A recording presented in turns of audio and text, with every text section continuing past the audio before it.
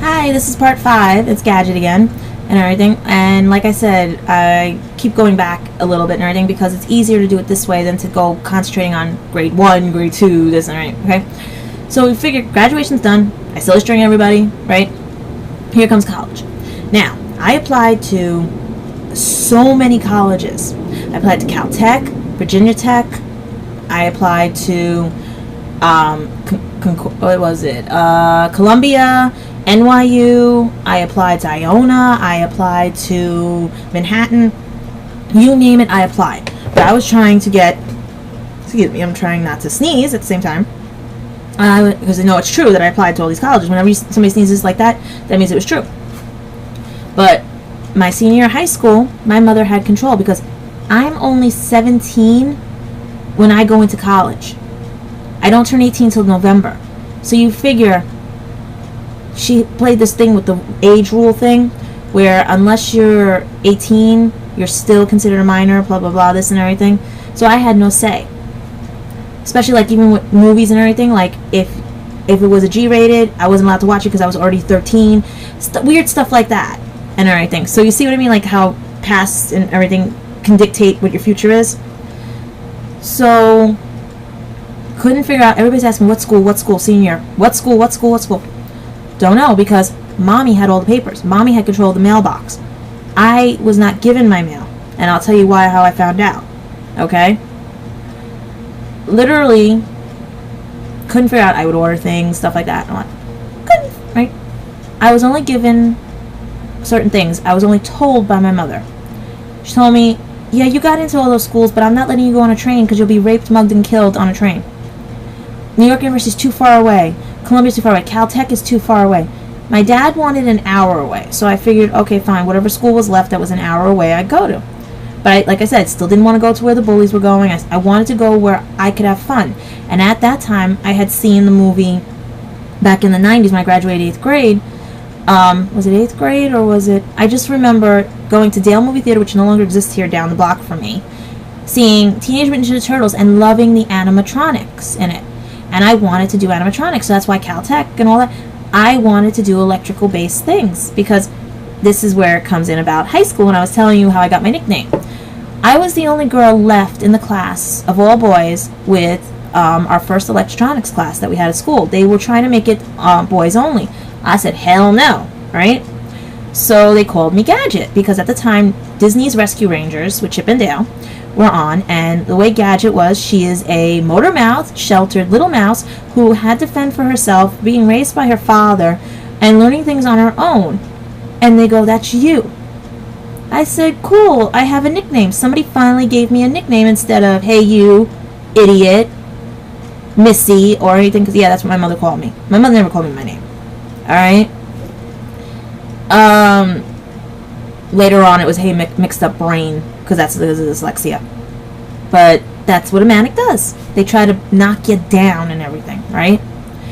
So, figured Gadget stuck from junior year, senior year, right? And as I can plainly see, I might be short with this one because I can hear in the background my father coming in. So I may have to cut this one short during the thing, do the thing. So if I do cut this short, don't worry, part 6 will actually continue with everything. Alright? Because once he gets home, this is what I mean about manics. Even though I'm 35 years old, this is part of the problem, which I'm going to bring up later, how I got put in the apartment opposite them. Alright? So right now we're concentrating on basically, let's go back to what I was saying, my college years. So I pick Iona, thinking I could take a bus, right, and everything. I like the campus. Ideal for a dyslexic, because I knew I could find places to hide, to read and everything, right? No. Pick Iona because of all the chaos that was going through. Because she wanted to drive me everywhere. She had to because I could not handle things. Meanwhile, she made sure I couldn't handle things because she never taught me how to take a bus. Well, technically I knew how to take a bus because when I was little my grandmother used to take me on buses, but I had forgotten because being sheltered at 7. So I basically didn't remember how to do things. And I was on a train because I was a Girl Scout, and we went to Hands Across America. We actually stood on the Brooklyn Bridge and held Hands Across America. And my first experience with a train was going in pitch black, and I'm scared of the dark because of things. So basically, I had forgotten I had been on these because she had me so believing that I never did these things. See what a manic can do? So I basically said, well, I said, why? It was actually forced upon me that she had to drive me, which means I had to get up before I had to get up. And plus I had to do work study. And I'd never been used to a college life where it's like you could pick classes and have days off, because I was always constantly studying, working. I never had free time. Really, I never had it. I didn't know what it was until I got there. And I'm like, wow. And I was so happy I didn't have to wear a uniform. Come on, Catholic schoolgirl. I've been wearing uniforms since I was in 1st grade till 12th grade. I was like, I can go to school in sweats, I can go to school in t-shirts, I could go in jeans. I was so happy and everything. But like all things, she was mad she couldn't be on campus.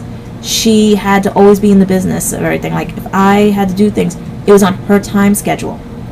Because here's where it comes to it. I didn't want psychology. I wanted electronics, I didn't know what communications was either until I got to that college. No. All she wanted was, because I was dyslexic, she wanted me to be a psychology major. Because she couldn't be a psychology major because her friend was going for psychology. Do you see what I mean?